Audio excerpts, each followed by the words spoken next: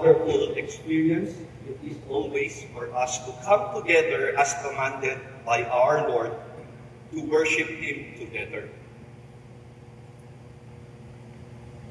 Back when I was in seminary, that's about 25 years ago. So we are in the seminary for 3 years. We study for 2 years. Back when we were in seminary, our classmates had a discussion. It's an informal discussion. It's a debate.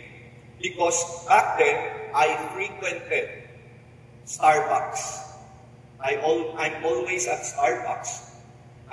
Not to enjoy the coffee, but to make my assignments, to make my sermons, to make my messages. So I buy one coffee and I spend the whole afternoon preparing my message.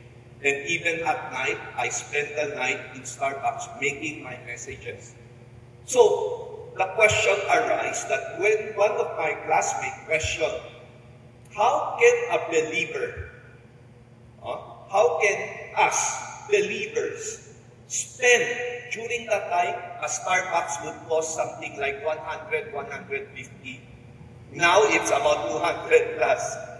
How can a Christian spend a 150 peso coffee when you can buy a 3-in-1 for 5 peso and drink the same coffee? Well, almost the same. So the question arises, is it wise, is it good for us Christians to spend 150 peso coffee if we can buy a coffee for 5, 10, or 20 peso only? Is it wise use of God's given money to us? So every Christian should wrestle, should think, am I being faithful in handling God's money? So our text for today is found in Luke chapter 6. Luke chapter 16, verse 1 to 15. For the background, before this chapter 16, so on chapter 15, Jesus told us about the parable of the prodigal son, which we are all familiar with. The parable of the prodigal son tells us that the younger son squandered. The word is squandered. Okay? Squandered his inheritance. Whose money is it? His. His father gave him that money and he squandered his inheritance. And then we all know the story. He repented. He came back to see his father, to ask for forgiveness. And then we are told that the elder son got mad. Why? Because all this time, he said, according to his word, I have been slaving. I have been slaving myself to you. I never left your side. I have been slaving myself to you. And how I wish I could have a goat. You did not even give me a goat so that I can party with my friends. I can celebrate with my friends. The father said, all I have is yours. All you need to do is ask. I could have easily given them to you. So again, the question is, how should we handle God's given resources? So, we are now talking about the parable of the shrewd manager. This is Luke chapter 16. It talks about the parable of the shrewd manager. Understanding the parable demands that we understand how to interpret the parable. When we interpret the parable, there is one rule to keep in mind. Always remember, there is only one important lesson. Okay? There is only one main lesson, and many times Jesus will tell us what that lesson is. Anything, any minute details, any elements in that parable cannot be interpreted on its own. It should serve that lesson. Okay? Do not give meaning to small details because it will not work. Okay? Unless Jesus is the one who gave us the meaning of each one. If it is not given, do not give equivalent meanings on the small parts because those small parts must serve the lesson, the main lesson. So, in our text for today, it starts with Jesus told his disciples, there was a rich man whose manager was accused of wasting his possessions. Again, the word wasting, squander, since I typo. So he called him in and asked him, what is this I hear about you? Give an account on your management because you cannot be my manager any longer. The manager said to himself, what shall I do? What shall I do now? My master is taking away my job. I am not strong enough to take, and I am ashamed to beg. I know what I will do so that when I lose my job here, people will welcome me into their houses. So he called in each one of his master's debtors. He asked the first, how much do you owe my master? 800 gallons of olive oil. He replied. The manager told him, take your bill, sit down quickly, and make it 400. Then he asked the second, and how much do you owe? 1,000 bushels of wheat, he replied. He told him, take your bill and make it 800. The master commended the dishonest manager because he acted shrewdly. For the people of this world are more shrewd in dealing with their own kind than the people of the light. I tell you, use worldly wealth to gain friends for yourself, so that when it is done, you will be welcomed into eternal dwellings. Again, verse 9 is the lesson. The lesson, the most important part. So verse 9, I tell you, use worldly wealth to gain friends for yourself. So when it is done, you will be welcomed into eternal dwellings.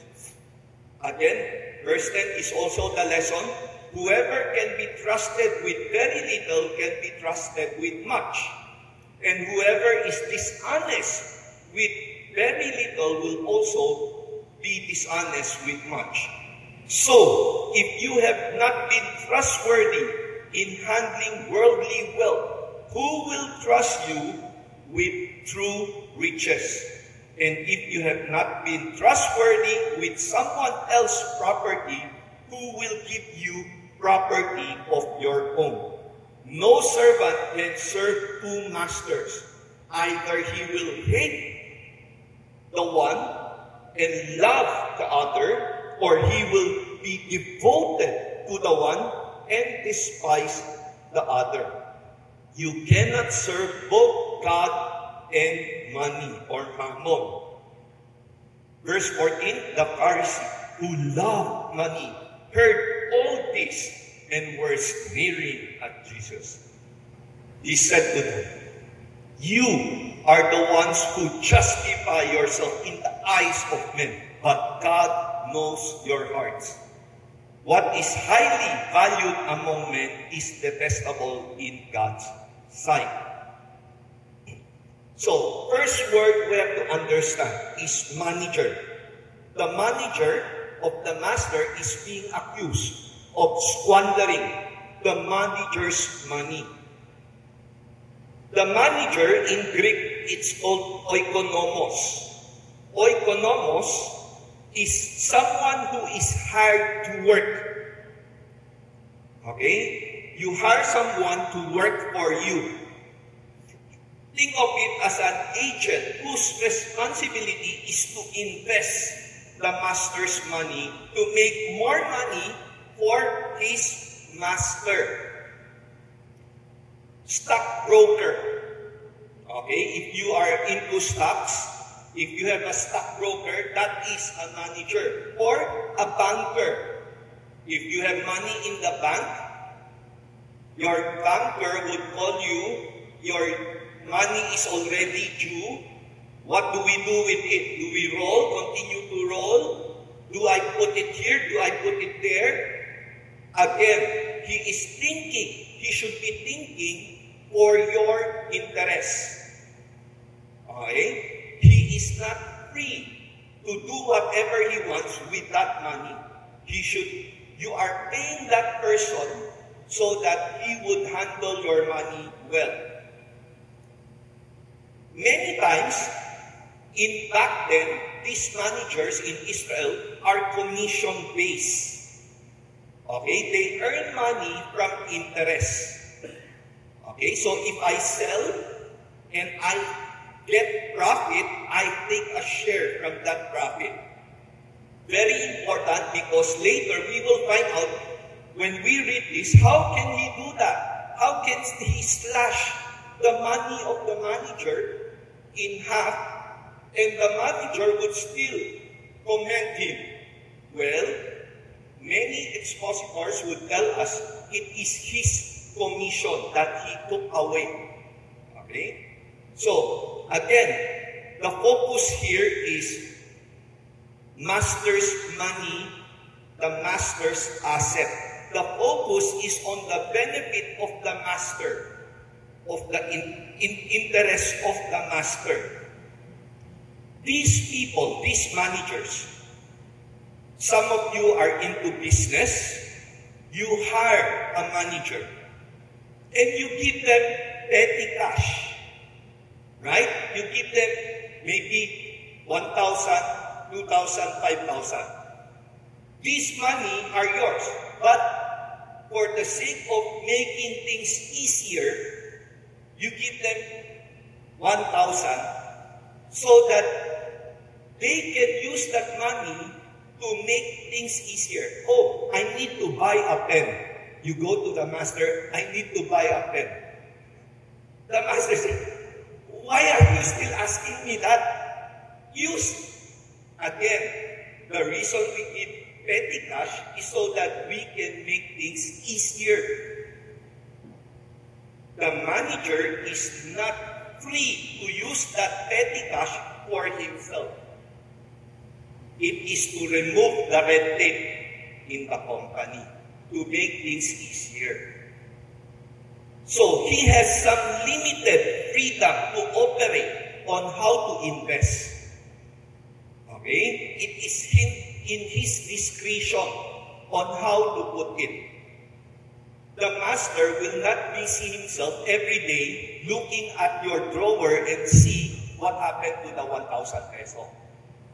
What is important is after 1 year, if the master feels something is off, then he makes an accounting. Right? But normally, that 1,000 peso is nothing to him. So, he has some limited access, limited freedom to operate and invest. It's like petty cash. In the banking system, we call this representation. If you are a bank manager, the bank corporation gives you an amount to use in your wisdom to treat clients, representation. So the bank manager would call you, oh, would you like to drink Starbucks with me? My treat. Actually, it's the corporation's money. And he treats the client so that the client would be goody-goody with the bank and invest more money. That representation, again, is not to be used for his self-gain. If there is no client and he keeps on drinking Starbucks with that money, he is in trouble. He can treat that client to expensive restaurant as long as he can justify that it will bring in more money. In our government, it's called intelligence fund. Okay? Intelligence fund or pork barrel. Again, the government official is not free to use that money to buy 40 expensive cars for himself. He must use that money to do good for the people. Understand that the text tells us we will be giving an accounting on this money. It makes us remember the parable of the talents, where God gave one talent, the other 5 talents, and the other 10 talents. And they should take care of it to grow that money. And God is going to give an accounting. We would be giving an accounting to God. We will tell God how much have we done with this money. And so, understand that our use of that money is limited and temporary. Understand our time and opportunity on how to grow that money and use that money is temporary. Verse 9 tells us, when it is gone. When it is gone, meaning it is temporary. Now, understand, we are all God's manager. We are manager of God's assets. Everything you have, your wallet, your bank account, your house, your car, your children, your time, your energy, all your possessions. In fact, listen carefully, your whole being, everything you are, your children, your talents, your intelligence are the Lord's. It belongs to God. You may seem to think you own it, but no, it belongs to God. Your health belongs to God. And so we must use it wisely. Understand, it can be taken anytime. It can be taken away anytime. We may die tonight. God can take it away anytime. Understand that all these are grace, meaning it is limited and borrowed time. Think of Job. Job was so rich, he has so many children, but God took everything in one day. Again, it can be taken anytime. So next word we should look at is squandering, wasting. Again, in Greek it's diasporpizo. Diasporpizo is unwise use of the wealth. Many times, how do you know it is not wisely used? If it is self-interest.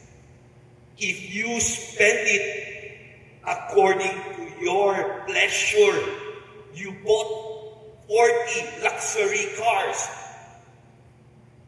Does people have use for that luxury car? No, it's for you. Again, unwise use, according not to your standard, but according to God's standard. You may reason out of Starbucks, I need coffee. Remember whose standard we are following. You may seem to think it's okay according to your standard, but understand it is according to God's standard. So, it is mostly spent now, wasted now for illegitimate, immediate pleasure. Again, illegitimate pleasure. Immediate, 现在即时欢喜 now. I want it now. The result, hard labor and shame. When it is gone, the manager said, oh no, I will be forced into hard labor. And then I need to beg. So, again, shame and hard labor if you do not use God's possession wisely. Now, understand, all of us are guilty of somehow squandering the master's assets. Unwise, self-serving. Again, it's not limited to money. It includes time, it includes your health, it includes your intelligence, it includes your talents, everything about you, your energy. How do we squander? How are we guilty of squandering the master's assets given to us? Eating. You eat. You eat like there's no tomorrow, and you always eat all you can. Buffet 101. Okay? That's called gluttony. Okay? Hoarding. I'm guilty of that. I hoard. Okay? Hoarding of things. Binging. In our generation, I don't know if you know that word. That's for the Gen Z, the younger ones. Binging. Or maybe if you're looking, if you watch Korean novelas, Korean series, and you spend the whole day watching Korean telenovelas, you are not, and you miss out on doing your household work or the work that you're supposed to do. You are sinning. You are not making use of your time well. Okay? Back then, maybe for us, it was Betamax, no? The series, Sin was in Shaolin Fade Out. You spend the whole night watching, and you forget to sleep. Again, you are neglecting your health. Okay? So, again, we are guilty. Some of us are guilty by building our own empire, business empire. How is that wrong? When you have built a very big empire, business empire, you're known as a very big businessman, the question is, how have you taken care of your spiritual life? How have you taken care of your family? If you fail in your family and your spiritual life, I don't care if you are SM. You are a failure in God's sight. Your intelligence should be reflected not just in your business, but more so in your spiritual life. What an honor to God. What a glory to God. If people see you, you are the owner of SM, but you are an elder of the church who is so in love with God that your service to God is more resounding than your business empire, right? And so, we are all squanderers of God's money somehow. Possession, not just money. So it is time for an aha moment to wake up. The wise decision. The manager, when he was asked to give an accounting, he knew he was in trouble. And he had an aha moment. I need to do something. So, the wise decision was to make his future secure. His goal is now future welcome. Our goal should be future welcome. Meaning, you long for that day, that moment that when you see God face to face, you will hear those words, those beautiful words. Well done, my good and faithful servant. That is the goal. So, again, we will give an accounting to God. God will judge us. How we live in this world with His possession as a so-called Christian. So, what is Isaha moment? He called in the people who owes his master's money. And he said, how much do you owe my master? And he said, 800 gallons. And he said, okay, make it 400 gallons of olive oil. So again, he is taking away the commission. The commentators would all agree that he is not taking away further money of the master. Okay? Because if he did that, he would land in jail. So he gave up his commission, his interest, his profit. The other one, 1,000 bushels of wheat. And he said, okay, sit down, take it 800. Again, remove my interest. Okay? So, the lesson, consider losing now for future gain. Consider losing now for future gain. In all my travels, all around, in all the churches, I've seen successful businessmen. Okay? They're successful. But when you look at their spiritual life, you tend to question, is this a real believer? Is this a real Christian? As Christians, it's not wrong for us to build big businesses. I want that. God wants that. God wants to bless you if you are faithful in using His possession. But again, there's an element that the reason God is giving us these things is so that we can serve Him better. So consider losing now. Stop thinking I should have 40 luxury cars. I have never bought a car.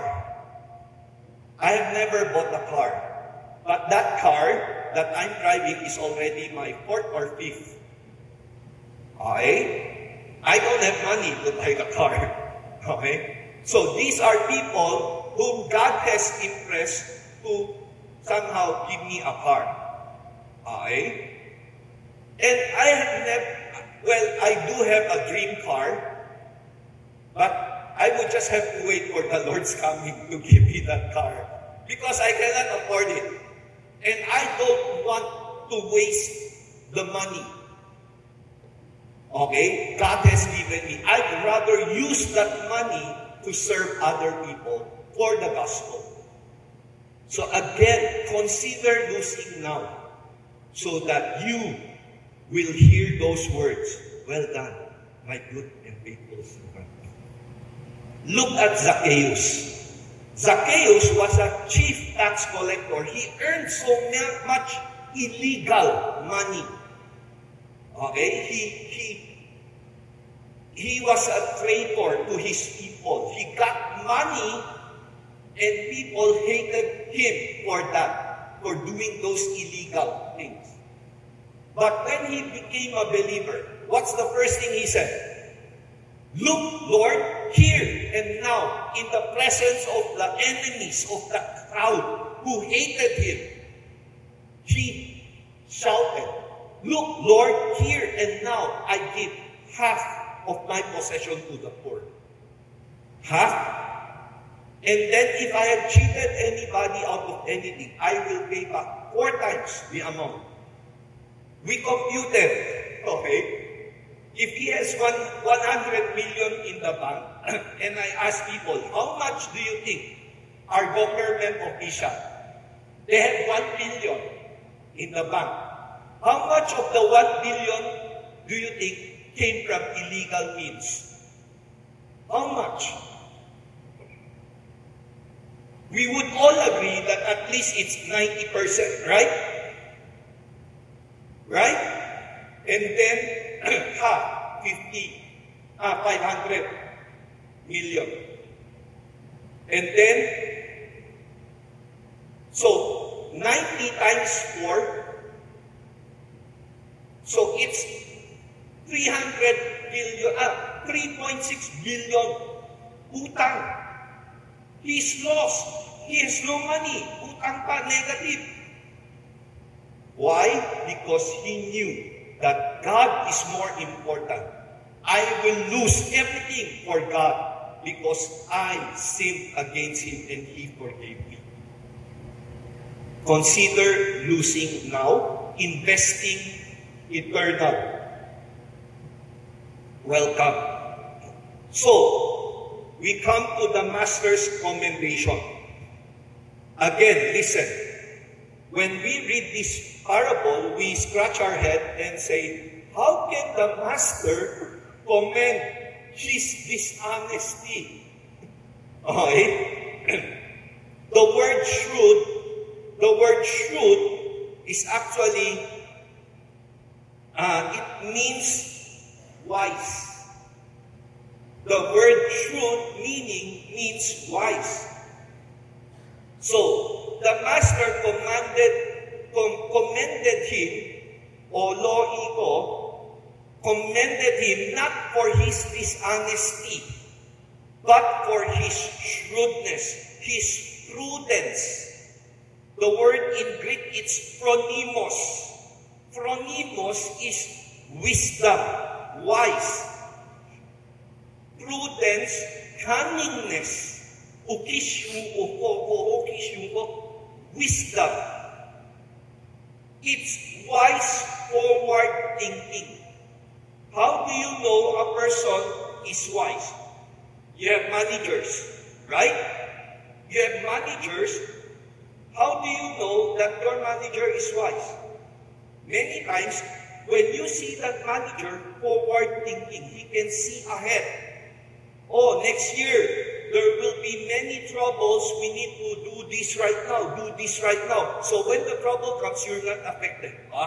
This is a wise manager. So it's forward thinking. So, Jesus said, I want you to look at verse 8. The masters commended this dishonest manager. Why? Because he acted shrewdly or with wisdom. He acted with prudence, cunningly.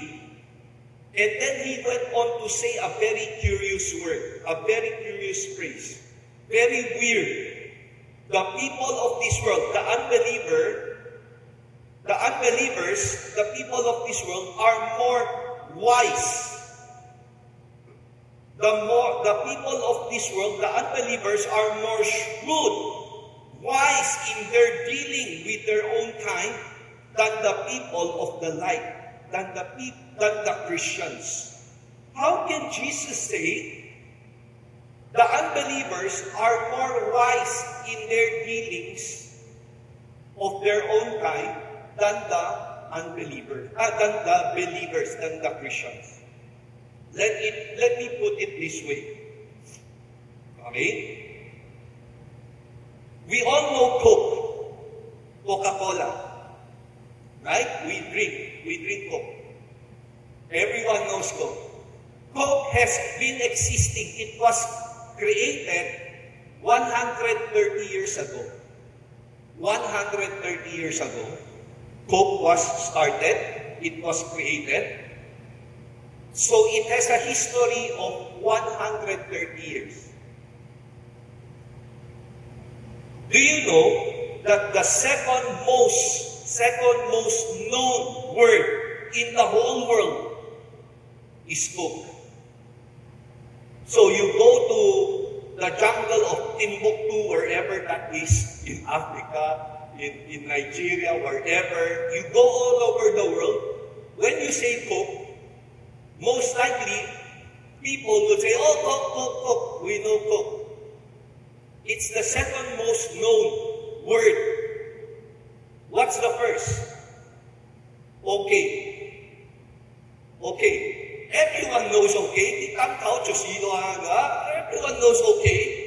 But Coke, imagine, Coke, how can Coke, everyone knows Coke? With 130 years of history, they must have been very good in their marketing. People thought of ways on how to market Coke versus Coke compared to the gospel of Jesus. Who has been longer in this world, Coke or the gospel? How much history do we have with the gospel? 2,000 years versus 130 years. And yet we lose to Coke. When you tell people of the gospel, they don't know. When you go to different worlds, what gospel? And they argue. We can't differentiate what the gospel is. Question: who has more employees? Who has more workers? Coca-Cola or the church? The church. And yet we still lose to Coke. Why? Because everyone is so busy building themselves, not the gospel. We use our intelligence building ourselves, not the gospel. We spend money for ourselves, for our 40 luxury cars, not the gospel. So we must be wiser. Another example, Disneyland. How I wish to live in Disneyland. I love Disneyland. How I wish I can be there every day. Okay? Who thought of Disneyland? We all know it's Walt Disney. Right? Wonderful place, so happy, right? Why didn't we think of it?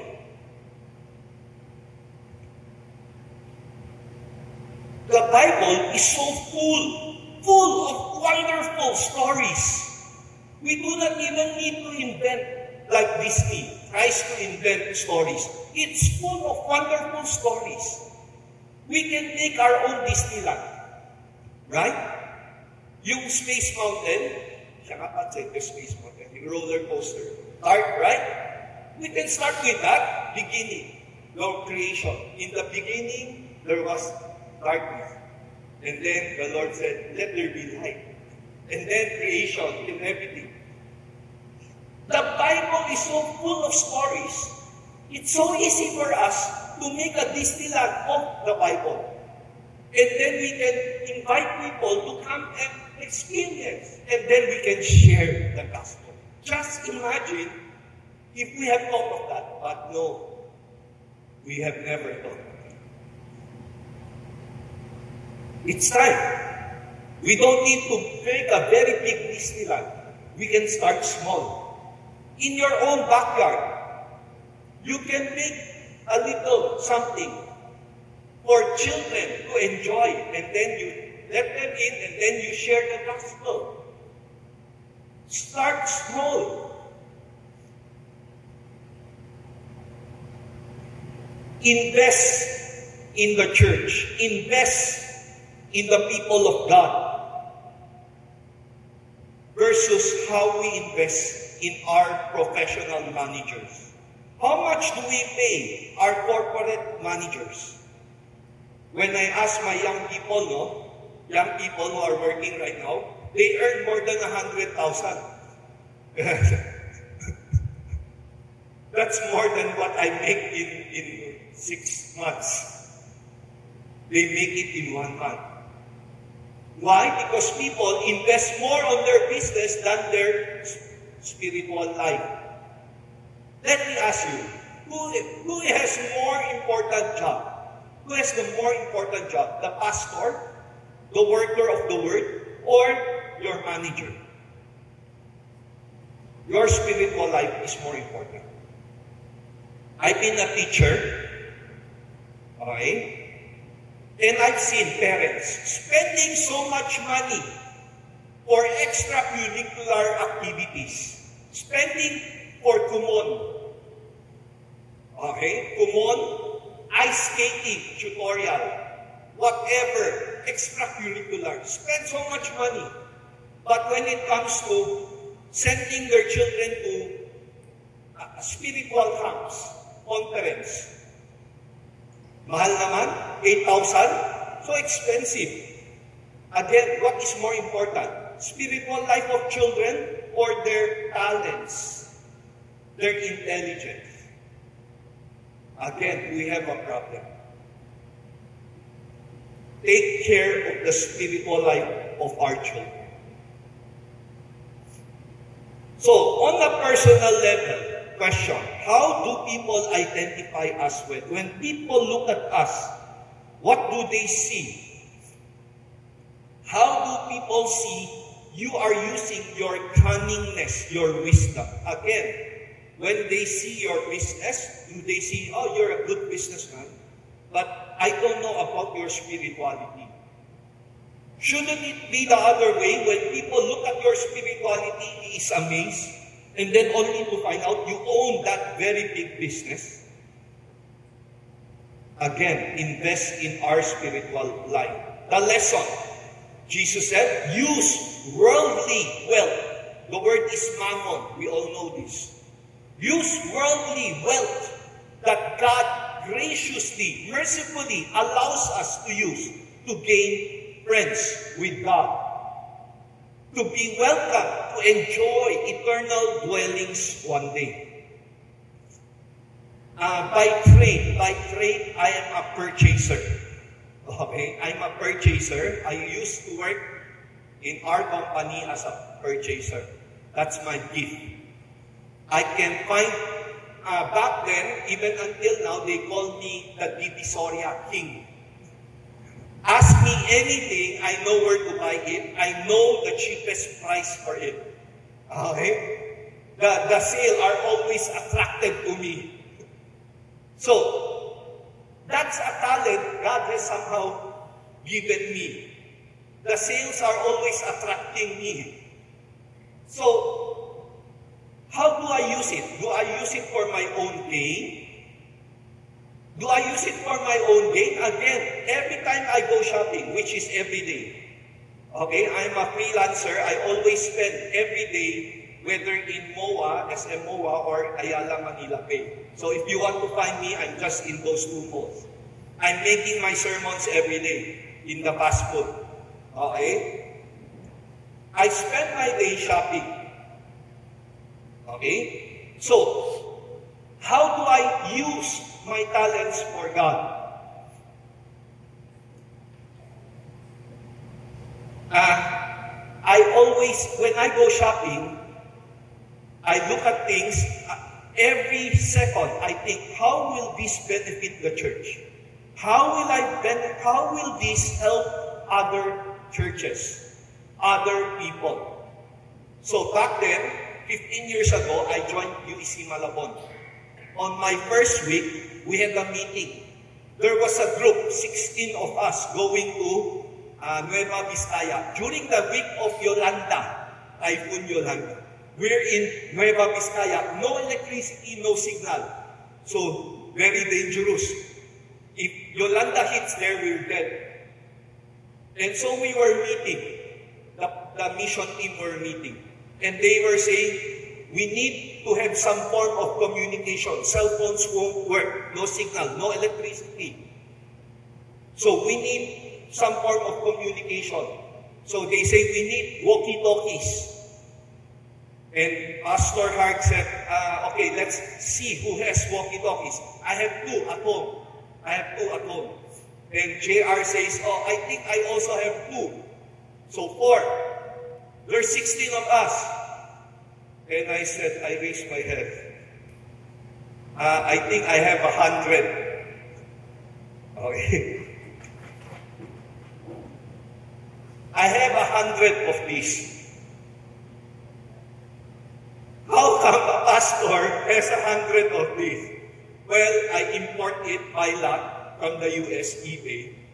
Okay? Why do I buy 100 of this? Because I'm thinking of the church. Back then, it was very expensive. And I got it for cheap. Very cheap. and I'm giving it out to churches so that they can use it. Recently, I've been helping missionaries in the province. And I've been there. I've been to Samar Leyte. It's all fields. And the kids have no slippers. Very poor. And I'm helping the missionary there. They have a basketball team. And I was thinking, I want to bless them with shoes. Okay, I want to bless them with shoes. I'm not a rich person, but I hope I can somehow help them with shoes. So I was thinking, I'll buy them shoes. I'll order from Shopee. How much is a shoe? Maybe my budget is 150 to 200 peso. Can you buy a rubber shoes for 150 to 200? Maybe, no? So I was thinking, I can afford something like 150 to 200 peso for 16 kids. 16, 1-6. And I went to Shopee. Guess how much? These are strong, very good. Okay? Some people say when it gets wet, it will destroy. No. It's very strong. It's very good. I would wear this. How much? 80 peso. 70, 80 peso. Very good shoes. Okay? Very good shoes. And then later, I found out how much. How much? Very good shoes. How much? Sasakpol, 30 peso. I was shocked. I can't believe it. Originally, I planned to buy 16 shoes.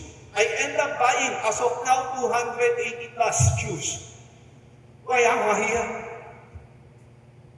Kaya may buwet ng pakwet sa pera. 280 plus shoes. I've been giving it out for you. Everybody's happy. Sige, kakak o siyang tiyangan. Pastor o siyang tiyangan. Spending that much money and yawahi nakanitik na kakulecho. Hindi kaya yawahi. Well, let me tell you what. It's not my money. Siya kaya. Shongte ko, God allowed me to use His money to make people happy and to make Him happy. So I gave security guards, our church driver, our janitor, our village security guard and janitor. I gave to the provinces. How I wish you would experience that joy of spending money for God, not for yourself. Understand, you are not spending your money. You are spending the Lord's money. I could go on, continue and on to tell you of how I'm spending money.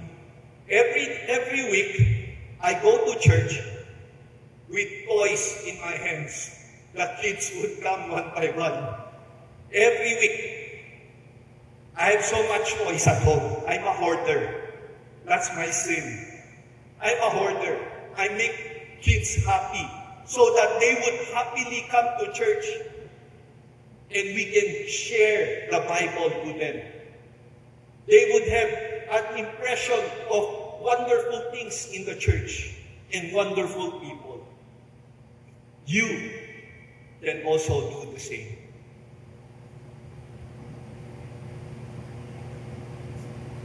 So, Luke chapter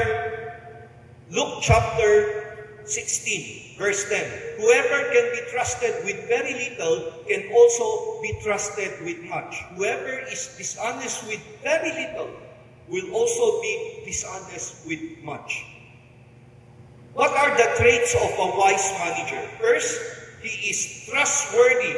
He has integrity. The Bible tells us it's not the amount. Okay? Many people think, if I have that much money, it's easier for me to give. but because I only have little right now, I cannot give. I cannot use it for God. No. The Bible tells us it's not the amount. It's your character.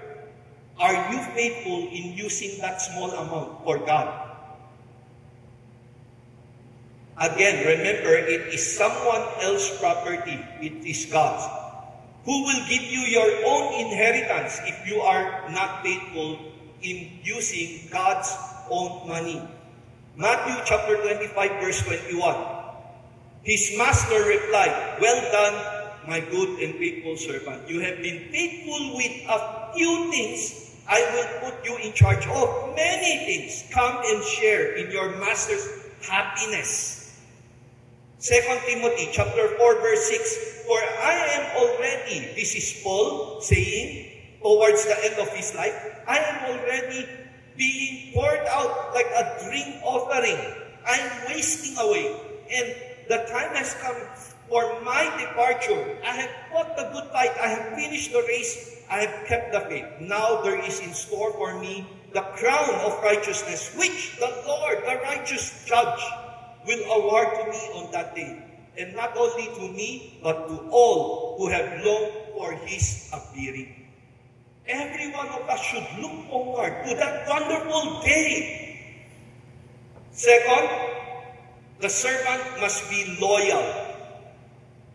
Understand we are limited and finite. Okay? The Bible tells us we are limited.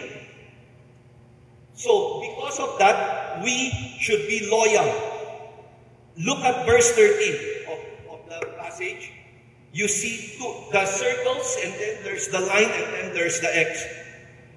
God wants us to understand there are contrasts. You must hate. What, Pastor? You're teaching people to hate? The Bible is teaching us, commanding us to hate. Hate what? Hate one and love the other.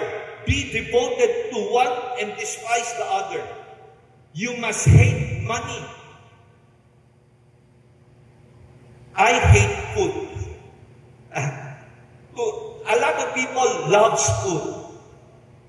To me, it's a necessary evil. I only eat to survive. Yes, I enjoy, but I don't spend too much money on food. Okay? We must have some sort of hate towards things of this world. So that I hate cars. People love cars, right? They buy expensive cars. They buy multiple cars. I hate cars. I don't even take care of my car.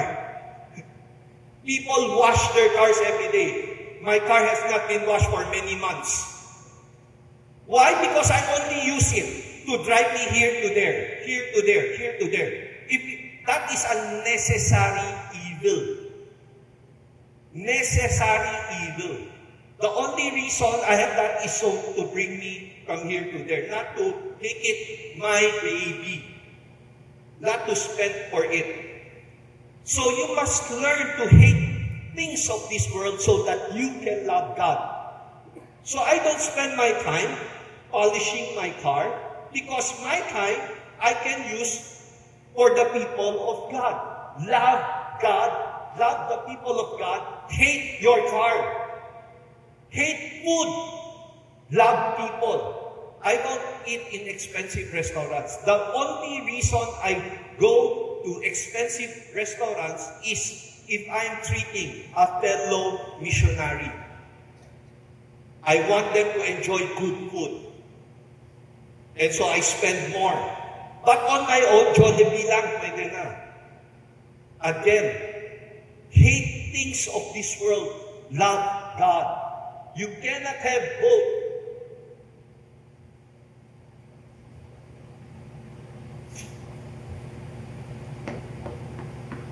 And so, Jesus ends looking at the Pharisee. The Pharisee loved money. They were always serving themselves, serving under money. And so they began to sneer at Jesus. And Jesus told them, you justify yourself in the eyes of men. You say you need to survive. But again, God knows your heart. God knows that you love money. It's a heart problem. It's hidden. People don't see it. But again, God sees it, and it is detestable in God's sight. As a conclusion, I've been going around the churches telling people that I believe there's a very, very, very big chance that Jesus Christ will come this year. Okay? Very big chance. I'm not declaring a date. I'm not a date setter. The Bible tells us not to set dates. But I believe there's a very big chance that Jesus can come. The rapture can happen this year. When I tell people, especially the students, they are shocked. Wait. What do you mean this year? You're saying next 10 years, right? And I said, no, this year. Why are you shocked? We believe in the coming of Jesus Christ anytime. He can come anytime. Tomorrow, tonight. The problem that you are not ready. People are shocked because they are not ready. One day, all of us will retire spiritually. This world will end. Maybe tonight, maybe tomorrow. The question is, what is your retirement plan? Because when that happens, all of us are forced into retirement. And we will begin to give an accounting to God. Lord, this is how I spent my life, my money, my business, my health, my time. What is your retirement plan? It's not too late to invest in your retirement plan. Start now if you have not been doing so. Let's pray. Gracious Heavenly Father, we give you thanks that through your word, you reminded us that everything we have, not just our possessions, but our very selves, our whole being, is graciously, mercifully given to us, allowed by you to use for your glory. Help us to use this wisely for your glory. Help us to invest in the future rather than enjoying ourselves now. Help us to hate the things of this world and to love you and your kingdom. And so we give you thanks. All this praise in Jesus' most precious name.